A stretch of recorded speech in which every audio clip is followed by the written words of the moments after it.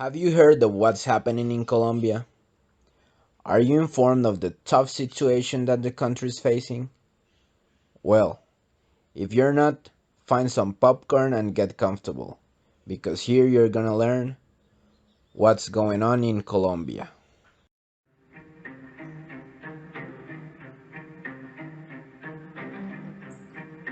Throughout these last months, we have seen in the news how Colombian citizens have taken to the streets to protest, causing chaos and disorder.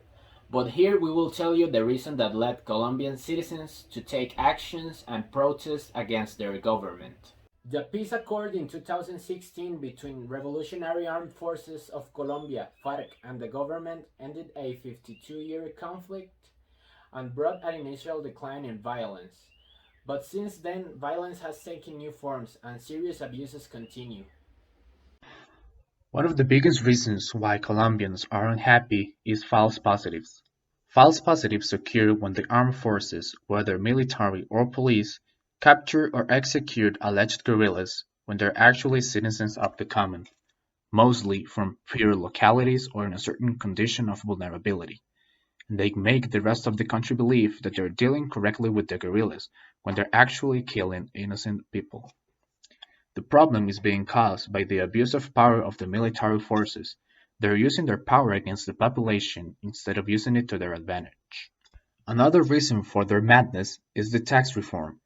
Despite the fact that the government has withdrawn the idea of establishing a tax reform, the protest against the government of President Ivan Duque continues.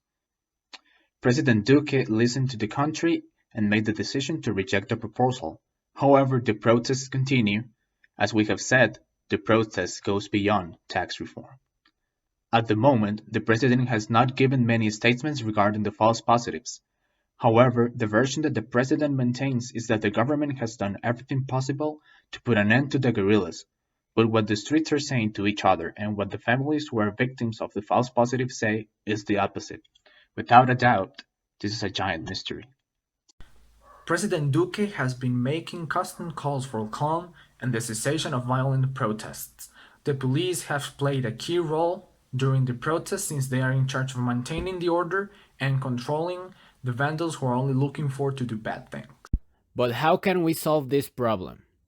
First of all, what we need is people to be aware that this is a systematic and institutional problem that requires, above all, truth to be known. To help the conflict in Colombia, it is necessary to try to reach an agreement with the government, in which the rights of the people are respected and the country is directed in a fair way, in which justice, truth, and human rights are the priority of the government. And that was it. Thanks for your time. I really hope that you're now a little bit more informed of what's going on in Colombia.